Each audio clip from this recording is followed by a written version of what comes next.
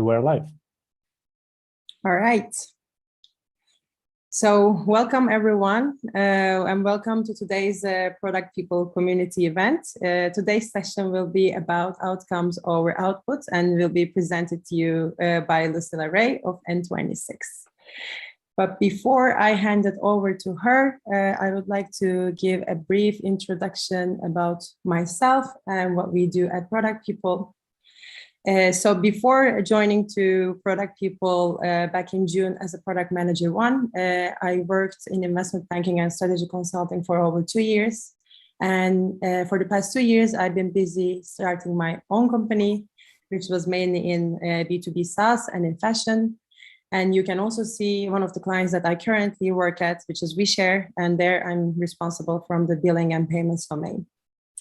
So what do we do exactly at Product People?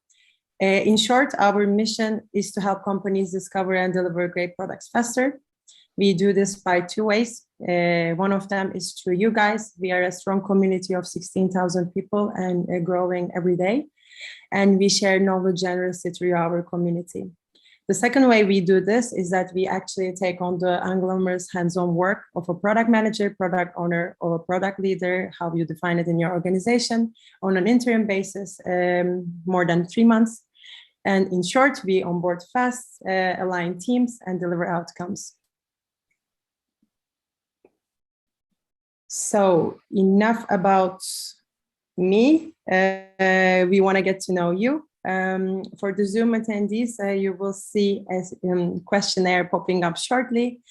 So the other channels, people who are joining us from other channels can feel free to drop their answers in the chat. So the first question would be, what are your top sources to learn and stay updated about product management? This is a multiple choice question, so you can choose more than one answer. A would be attending workshops and seminars. B would be listening to podcasts. C would be watching videos on YouTube. D would be reading articles and blogs. And E, I rarely get time to upskill myself after a long day at work. And the second question that we have is, do you think paper currencies will completely cease to exist by 2050? A would be yes, B would be no, and C, I think it will be the same as 2022.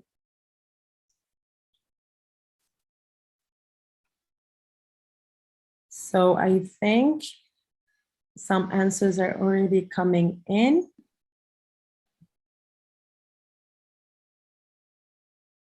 All right, so most of you answered reading articles and blogs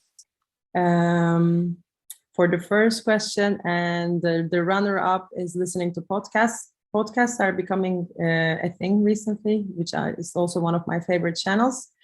To learn more about product management. And for the second question, the answer is no, by 63%. So that is interesting. I would say that it would be in some places in the world and not so in the others. So I guess that's one of the reasons why there's a discrepancy in the answers as well. But I guess we will find out about that in the chat as well. So without further ado, I would like to welcome our speaker, Lucila. Thank you so much for joining us today. She is a senior product manager at N26 and has over 6 years of experience in product management and IT. And for all of you who are interested in podcasts, she also has a podcast about product management. Thank you, Lucila, for joining us today. And I will now stop sharing my screen and hand it over to you. Thanks a lot, Seren. It's a pleasure to be here also. So let me quickly share my screen so we can start. Tab. This is the right one.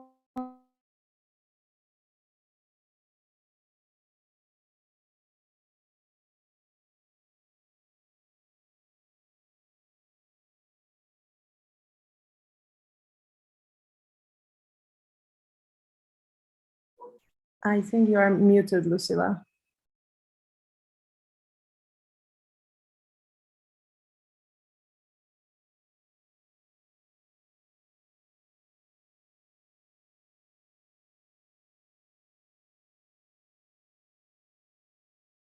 We cannot hear you, Lucila. Maybe you want to unmute yourself? It's okay.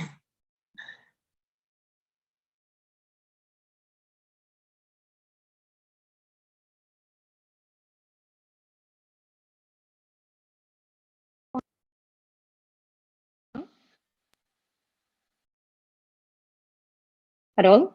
Yeah. Okay, so let me try again with the sharing because I think that's where everything broke.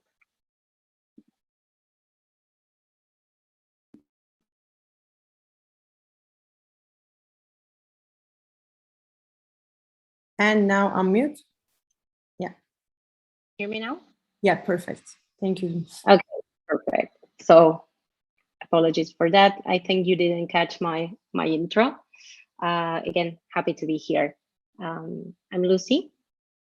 I am from Argentina. I was born and raised in Buenos Aires. I have a background in marketing and communications. And as Serene said, I'm a product person by day and a content creator by night. I have been working as a PM for 6 years now. And I have been in different types of companies, like classifieds, travel, and now fintech. And 3 years ago, along with 3 colleagues, we founded Conversaciones Producto, which is a nonprofit community that is devoted to develop the product discipline in Spanish-speaking countries. And also this space gave me the chance to go back to my first love, which is the radio. And now I'm a podcast host in a series of talks with very relevant people in the discipline from Latin America and Spain. And today we will be talking about how to manage by outcomes. I would love to understand why I'm seeing this shadow. Hope you don't see it too, but let's start. So the idea is for all of us to discuss a little bit how to drive a product by pursuing outcomes. For this not to be just a tagline we like to brag about, it calls for a great deal of alignment and trust in your teams. And we will be talking about the difference between outcome and outputs. And also I will give you some pointers on how to implement this approach in a very pragmatic way. My goal today is that you basically listen to something that resonates with you and changes your go-to moves as for tomorrow. So let's start with the beginning, the launching. Launching is a milestone that we normally celebrate, and it makes sense because you spend a number of hours thinking, building, just aligning and making sure that everything goes well and smoothly when you release something. However, I'm not sure if there is such a thing as a real value on launching. Don't get me wrong, it's not like I'm a Grinch. I definitely think this is something worth celebrating because it's, after all, the result of a lot of teamwork. But is it really product win? Like building stuff, it's not really a challenge because backlogs, they are never ending. Building the right thing, it's actually a challenge. So a little bit about outputs versus outcomes. We're going to be separating the wheat from the chaff. And congratulations, you have all been hired as product managers on a groundbreaking ice cream job. And let me give you some context about this new business. It doesn't have any branches at all. You can all order online and the ice cream gets delivered to you. And this is a very well consolidated business model in Asia. And the next step for the company is to scale and expand in Europe. What we are about to see are all the proposed metrics by your leadership, and you have to vote if this is an outcome or an output. When in doubt, just go with your guts. It's just a way for all of us to get a sense of where we are. And if you happen to be lactose intolerant or vegan, feel free to sit this one out. Andre, can we have the first question in the poll for everyone to see?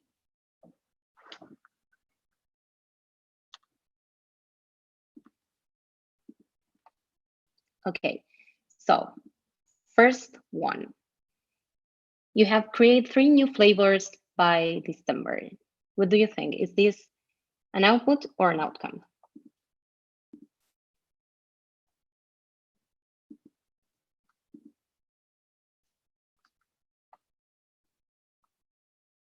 Do we have results? This one?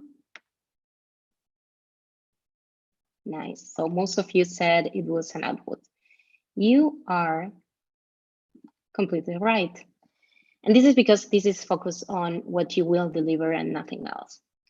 It doesn't say anything if these 3 flavors are the right ones, if they will be accepted by the market, if December is the best time of the year to launch an ice cream flavor or not. Let's go to the next one.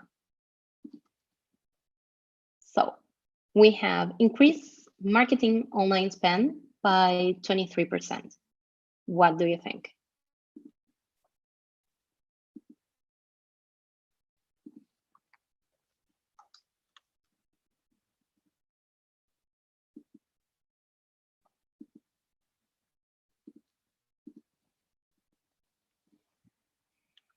Okay, let's see. What do we have? 50-50, let's say. It's actually, you will hate me now. This is a trick question. It's neither of those. Increasing marketing online spend, it's an activity. It's something that enables you to deliver something in the future, but it's not really change on what you're doing or how your product behaves. Let's go with the last one. The last one is more people ordering ice cream on the weekends. Outcome or output?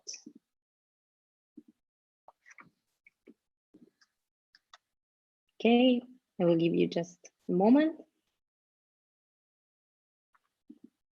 And let's see. What are the results? Perfect. Yes, most definitely, this is an outcome. And this is because this is focused on the behavior change that we are pursuing and not really on the impact or the delivery that we will be delivering, of course. So let's dive deep into the book of Outcome versus Outputs. This is a book that is written by Joshua Sadin. He's also the author of Sense and Respond, if you maybe have heard about that one before.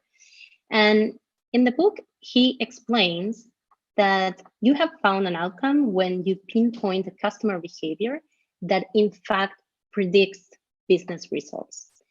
And follows up saying the only logical thing is to try to find actions and ways so you can multiply the number of people that do that on a daily basis. So the basics, the difference between outputs versus outcomes is that for outputs, you are basically looking at the results of the activities that you execute, and that it's done with the resources that you have available at hand. It looks like maybe changing just a simple question in a post-consumer satisfaction survey. It might look like deploying this X feature in production. It might look like launching this improvement in this market and so on. But when you're talking about outcomes, outcomes are measurable change in human behavior. And that's what really drives the business value and the results. So it doesn't really look like a to-do list, or it doesn't look like features that are normally communicated via email because we release them, but these are more things that are roadmap, a structure around work streams and have a particular goal in mind, for instance. What's really the impact of going for outputs versus outcome? What really happens at the end of the day is that when you are driving outputs, you're basically telling everyone in your team what to achieve, but also what to do to get there. And it has a few problems. Like the first, and I would say the most important one, is that we are normally assuming we are building the right thing. That's never the case. You mostly don't know what's the right thing to build.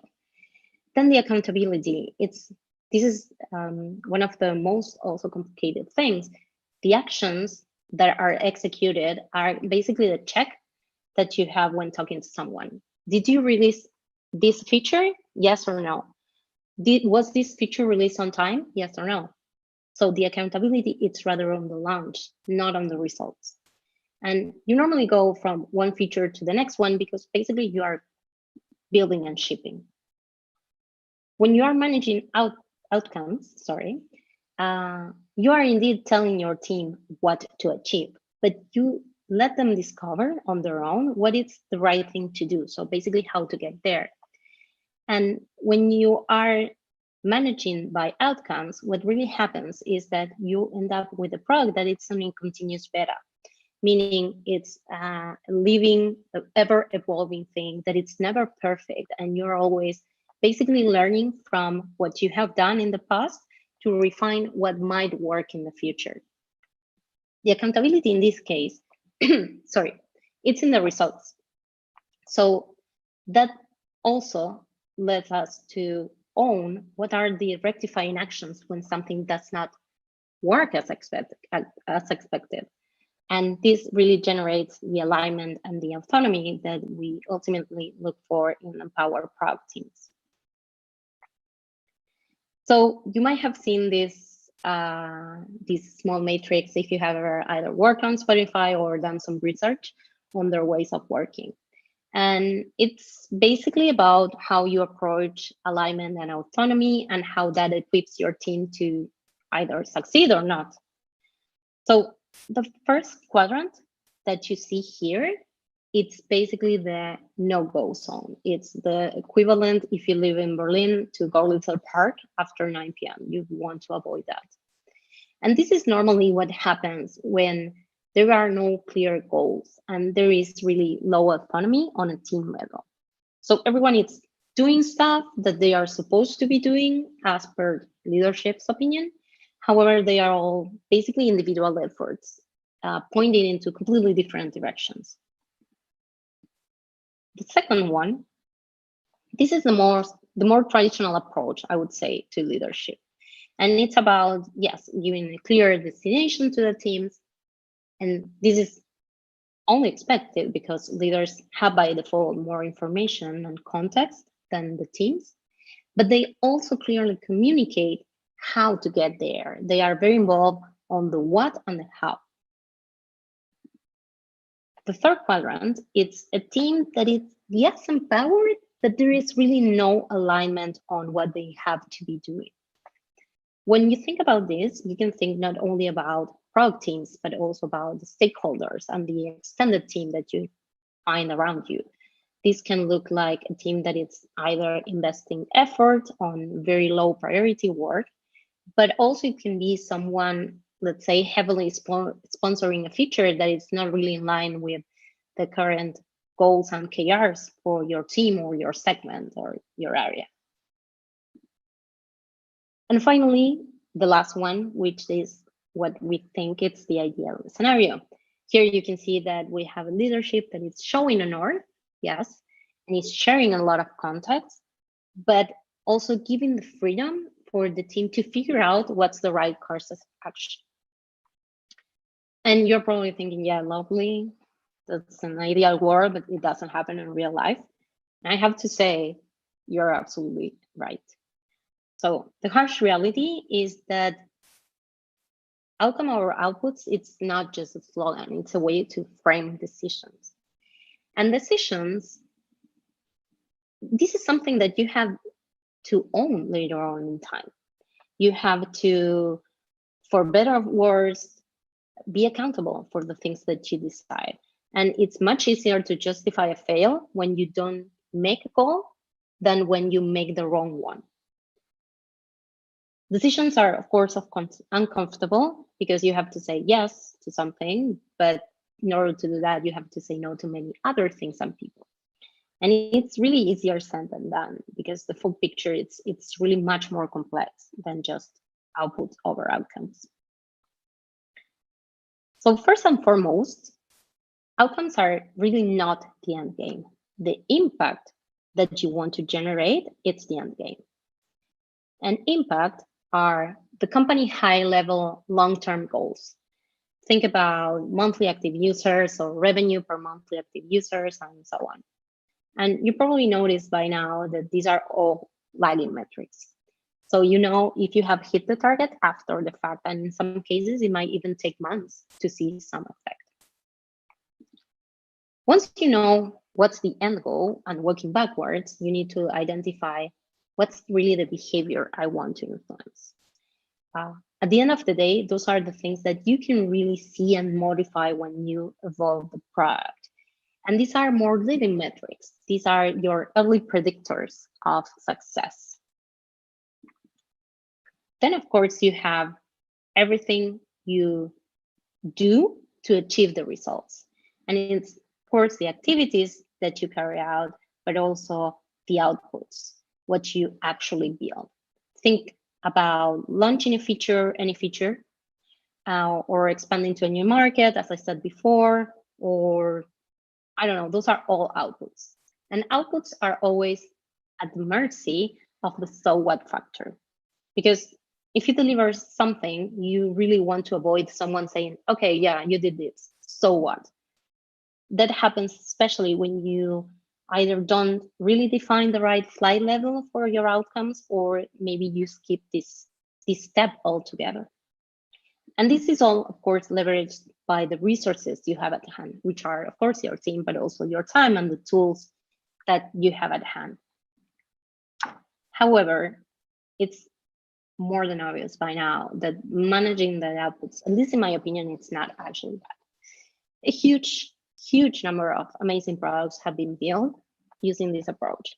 And a company leader that was very much involved in every single layer of the conception of the product was Steve Jobs, and he did very well, we can fairly say. However, it's not for every situation. So in which situations managing by outputs, it's actually something suitable because it may be fit better your time frame. It might be, I don't know, maybe you are low on resources and you really need to get some things done. So it's really okay to manage outputs when you have clear evidence that there is a correlation between the outcome and the output. So if you already know by heart, because it has been proven that by moving X, by doing this, you move X metric, then it's fine. Of course, temporarily, not forever. It's okay to manage by outputs if there is a high level alignment between the team and upper management that such correlation exists. So basically, it's not enough that you are sure that's the case. There needs to be high level agreement. And it also applies most of the cases in known problems. So when you have very clear understanding of both the problem and the solution. However, some red flags, in my opinion, when managing by outputs, it might be, for instance, that you have no evidence of such correlation between the outputs and the outcomes. You are basically shipping stuff and you don't really know what that generates. If there is, for instance, no research at all to back up the opportunity that you are trying to solve, then that's a red flag. And if overall there is a high level of uncertainty on the things that you are trying to solve, so for mostly known unknown problems and unknown problems, then you should try to stay away from this. So what we are discussing here at the end of the day, it's product strategy, plain and simple. And creating a product strategy is no other than basically building the bridge between where you want to be in 10 years and the path that you are choosing to get there. And choosing the right outcomes, when you do that, when you really put a focus on doing it in the right way, you guide the team to make smart decisions and invest only in what really takes them closer to that vision. And that's where we normally encounter problems, which is the flight level. What is most difficult about defining the outcomes is to choose the right one. So if it's too high level, for instance, here we can see an example could be reduce costs. If it's too high level, then there is really no clarity or alignment on where the whole efforts should be focused. So this is not really an outcome. It's the impact that you want to generate. Going into the complete opposite direction, if it's too low level, like this one, which might be improving the usability of confusing features, Or let's say, whenever you have a detailed list of activities, there is no real challenge for the team. And that leaves no room for innovation. When you do that, you're basically missing out on the benefit of having several minds trying to achieve a common goal. These are outputs, not outcomes. The right level of granularity focuses on user behavior and describes on a very high level how you want to modify it. By default, it is focused on the problem rather than the solution. So after all this, you might be wondering, how can I nurture this approach within my team, within my company, and what can I do? So here are a few actionable takeaways. This is, of course, supposed to be legal disclaimer, small print. This is a very high-level introduction. So if you're interested in having a deep dive on one of these artifacts or frameworks, just positively reach out to me or reach out to Product people, and we can provide more support there. So the first one, it's the bet mindset, shifting from initiative thinking to bet thinking. And instead of affirming, we frame features as hypotheses. We think that if we do this, we will generate this. I love this one because it really forces you to think not only about the impact, but also about the resource allocation. Same as if you were at the casino, you have a limited number of chips, which in our case, it's time. How will you distribute them? Which is the best bet? Also, it recognizes that even if you do everything well, like there is a randomness factor that you cannot account for. And that's also something that when we build business cases, for instance, we tend to forget. The second one is transitioning from from user stories to job stories. Job stories, if you have never heard about them, it's a way to frame features that it's phrased like when I want to so I can and it's quite different from user stories because they are more about the context and the causality between what you want to achieve and what you do. And it's really focused from the user perspective on their motivation, not what they want to see, but what they want to achieve. And also it's really useful because it includes roles and characters as a part of the when. And especially if you're working in a company that has several, not personas, but buyer personas. So for instance, if you're working on a marketplace, you might be working both with buyers and sellers. You can frame that within job stories. And the final one, this is for me oldie but goodie. It's probably the oldest trick in the book, but you can't really beat a root cause analysis. And the idea of this one is that you challenge yourself to reply to 5 whys when it comes to the reason for doing something.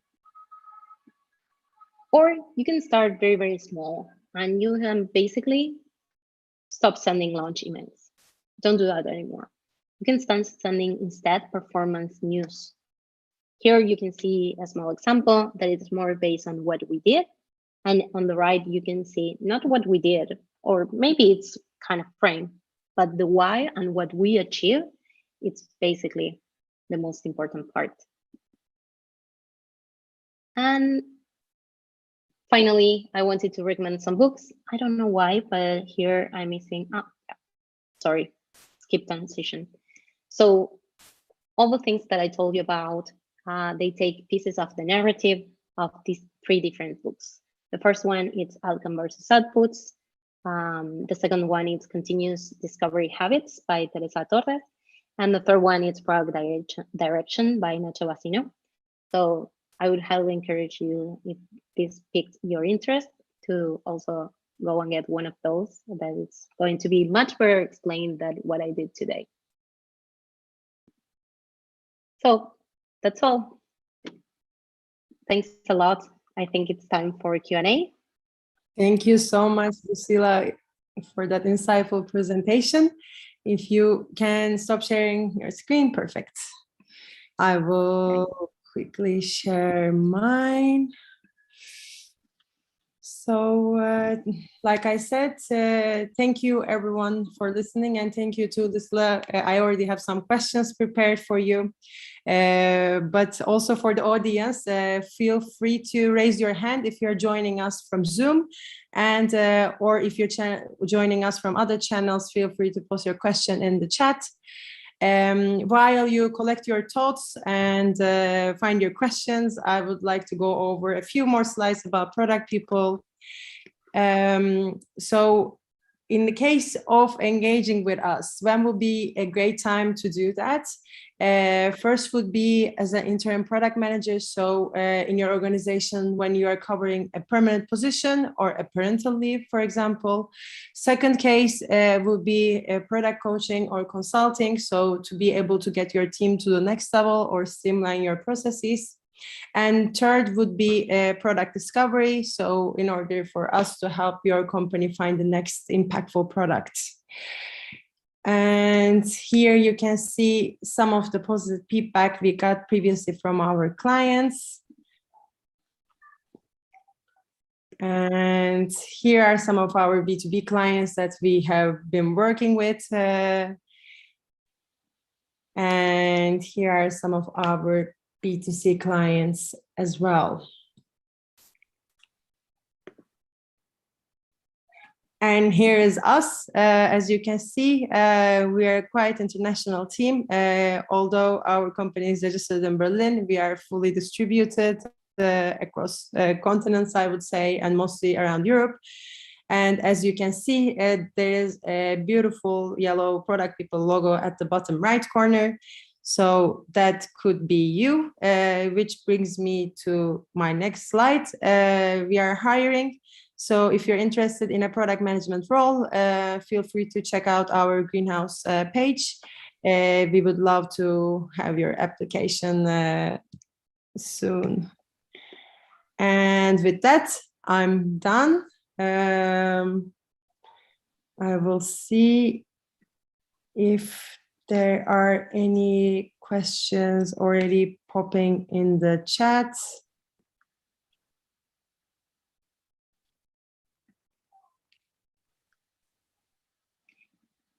All right, then first I will go ahead and start with Marv. Hi, guys. So a quick question on my side. It's more about when join. Okay, so it's not directly related to the subject. I'm more wanting to leverage the experience of your fintech background. Actually, both of you, because I just heard that you work also, you know, like you previously worked in finance.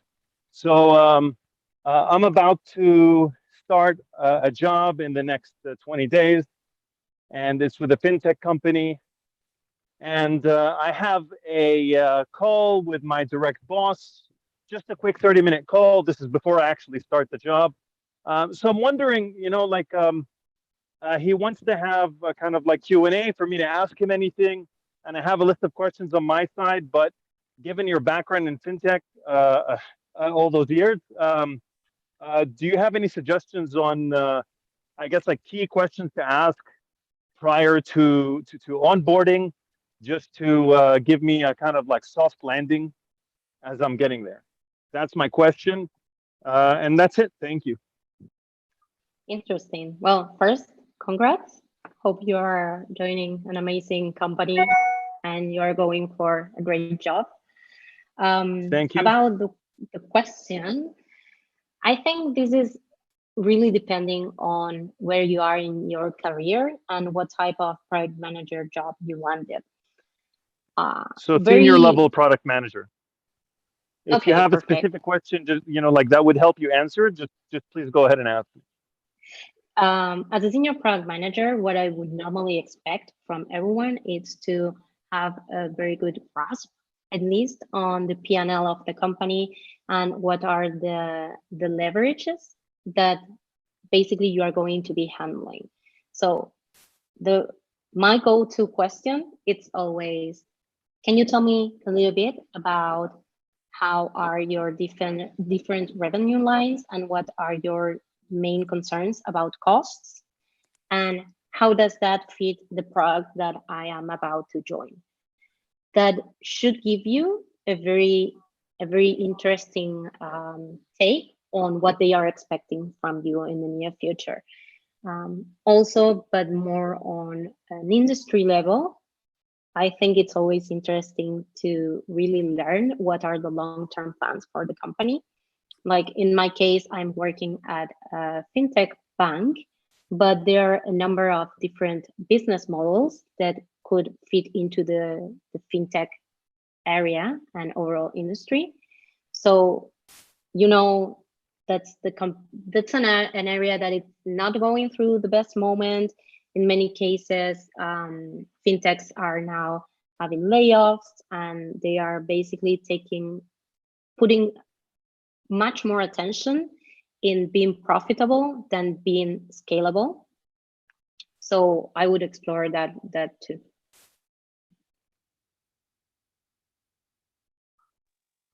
Okay, thank you for your answer. Yeah, and if anyone else from the product people team has anything to contribute to that, please go ahead. Other than that, thank you. I appreciate everything, and take care. All right, thank you for that, Marv. I think, I mean, to that point, I would definitely agree with learning the company's finances would be very useful. And I mean, showing your finance background is definitely something that you need to look into it more than the product itself as well, I think. For that, we can, I think, move on to our next question, which is my question. I think one of the questions that I wanted to ask you, Lucila, because when you mentioned that if we are managing our outcomes, we actually share the goal with the team, but we also give them autonomy at the same time. So how would you balance that autonomy that is given without giving right directions and not having the team get lost along the way to reach the outcome? Because it's easy for product people and teams to sometimes get overexcited or get lost in the process. So yeah, I would like to hear your opinion on that. I have seen two main scenarios with outcomes that are maybe too high level, too broad. And it's either the team gets completely lost in the details and they spend a huge amount of time trying to figure out small details that don't really make up for the full picture, or completely opposite, they start exploring huge problem areas that it's really without the reach to influence. Probably I have a very disappointed answer, and it depends on the type of product that you are handling. I would normally try to make sure that the outcome at least defines the problem space to be explored. For instance, let's say that you are working with high-level outcomes for a segment or an area, so a group of teams. A good outcome could be, for instance, have more people landing into the product detail page by providing personalization features. So that helps the team really narrow down the space of the problem that they will be tackling, and you prevent them from basically diverging too much into an area that it's not really key or within the product vision. Okay. Yeah, that's already a very good answer.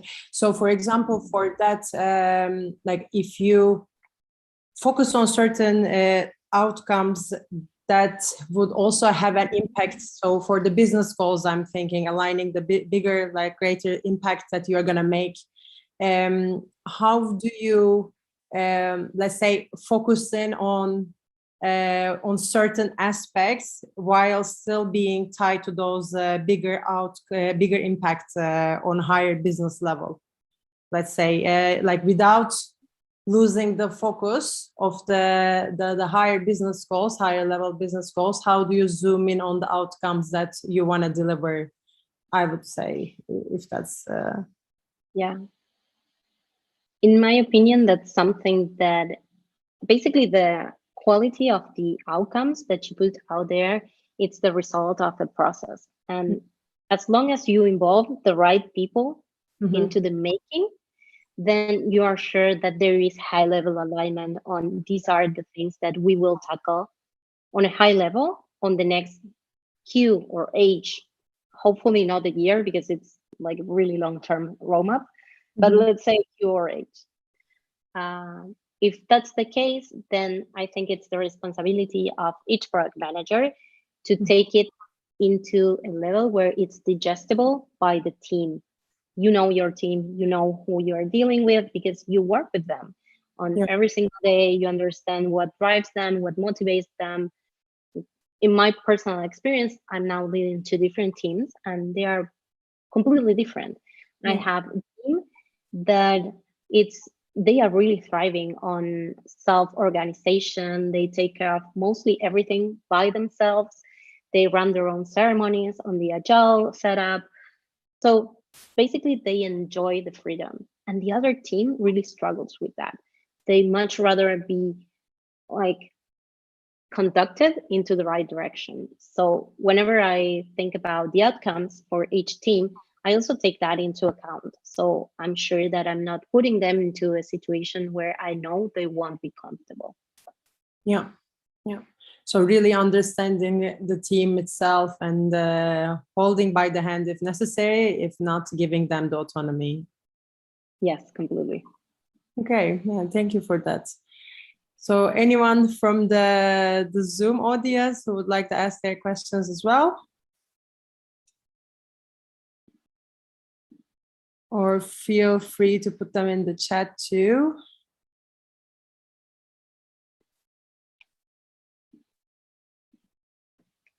All right, we have a question from Jose.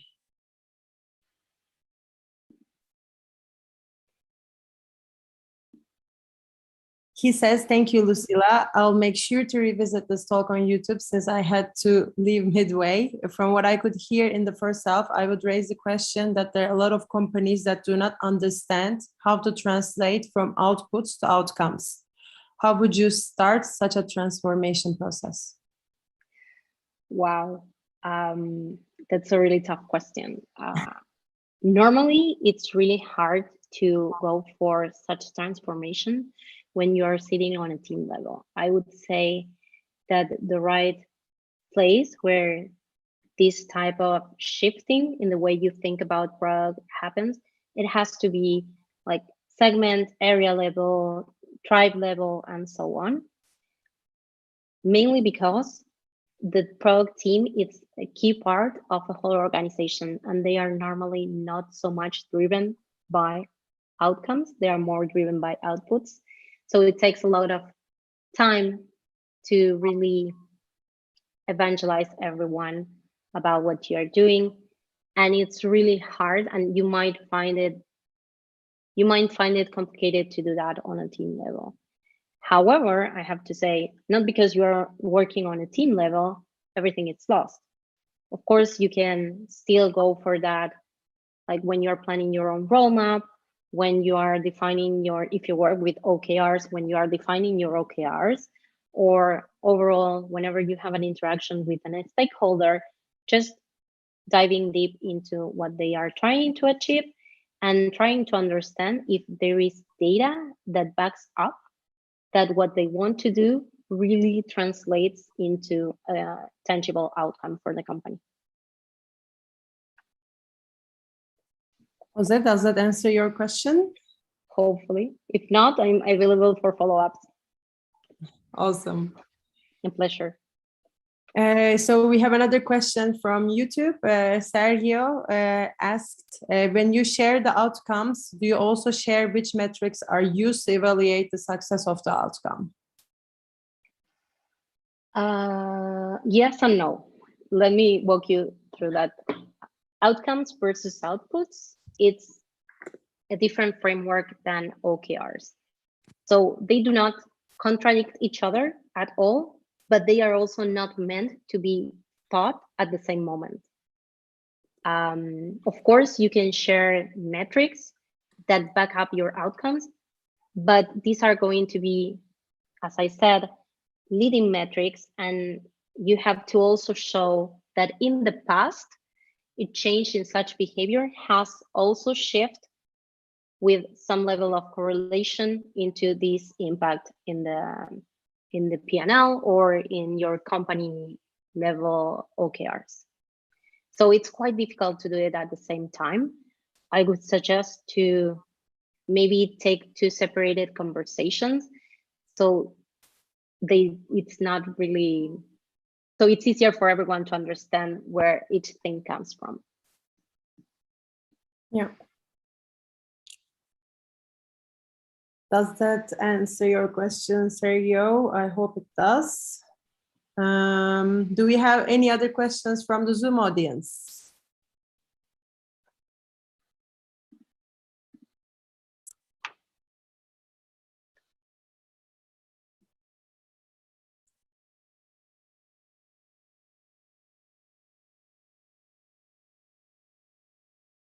Or I can ask another one that I have.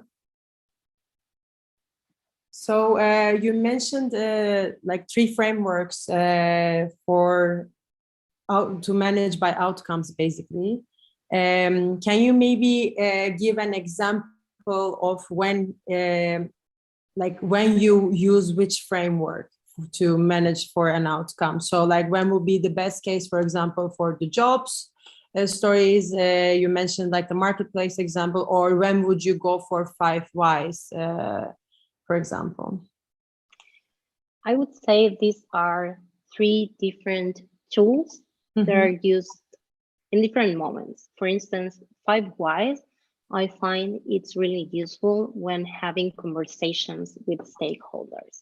It's not that you're going to be like writing a high-level description of your feature or your product value, and you're going to ask yourself 5 whys there. It's more about really digging deep when you are having like a more synchronous conversation with someone. I wouldn't do that, for instance, on an email or something like that.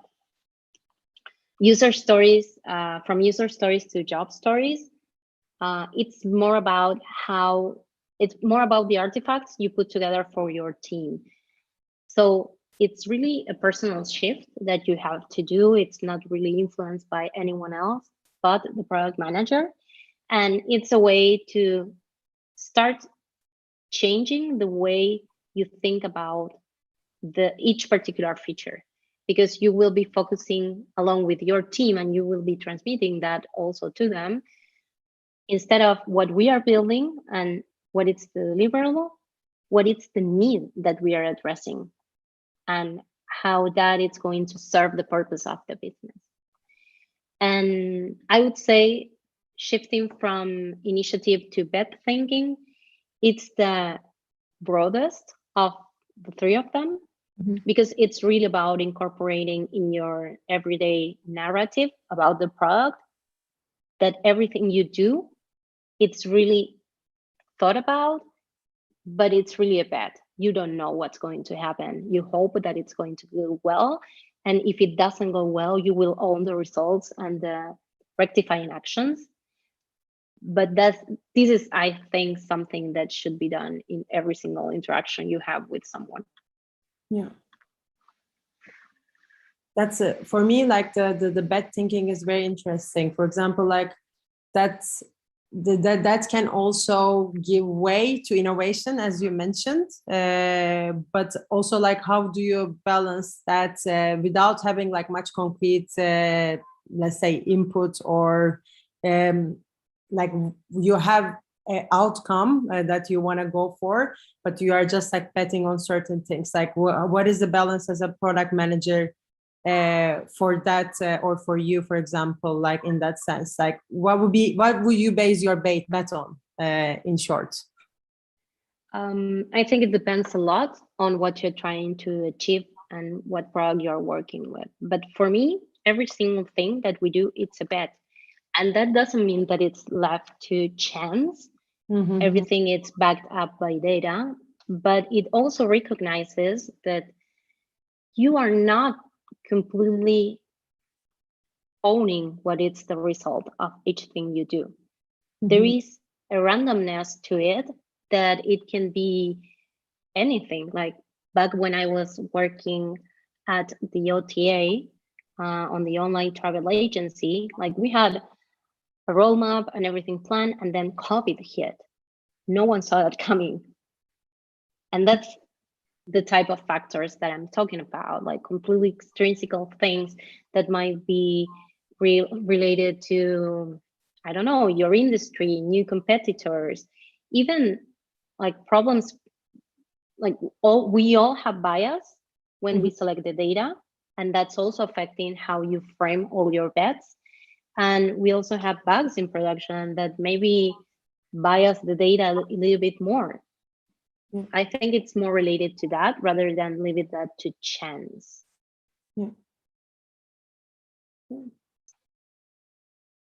That makes Hope sense. that answered your question. Yeah, of course. Did Right. Sergio has a follow-up question actually. How do you separate valuable outcomes to not so valuable ones? For example, successfully signing up can be an outcome to be developed, but it's not an outcome to drive product value, in my opinion, he said. It depends on which product you're owning, because if you are owning the sign-up flow, definitely successful sign-up, it's not an outcome. The outcome would be to have maybe, for instance, people going through the flow from end to end in less time or something like that. So I would say it depends very heavily on the type of product you are in and how your product is sliced. Always bear in mind that what its impact for one product, it might be an outcome for another one, because they are maybe before in the life cycle of the user.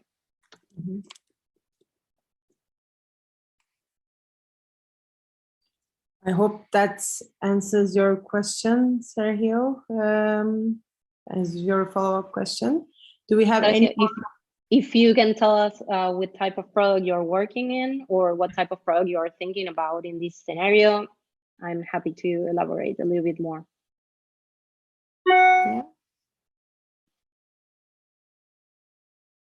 And do we have any more questions from the Zoom audience?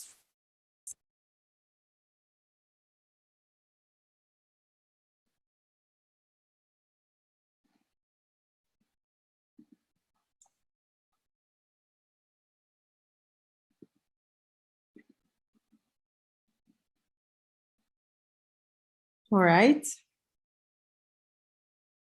Then I have one last final one, I think, Lucila, for you. Regarding your book recommendations. So thank you for those three. When, for example, like you are reading a product management book, this is a very general question. When you're reading a product management book, what is your go-to way of learning? Is your favorite way to underline the important parts, or do you take notes on a separate thing? Like, what is your way of consuming the information when you are reading a book about product management? It depends a lot on the type of book I have. I recently got a Kindle, and I think that really changed a lot the way I read. If I have a physical book, I would probably, I'm kind of a purist, so I don't like to mark my books. I know that's not really it's frowned upon, but I really don't like it. So I normally use Post-its. But what I love about the Kindle is that you can highlight entire sections and save that to your account.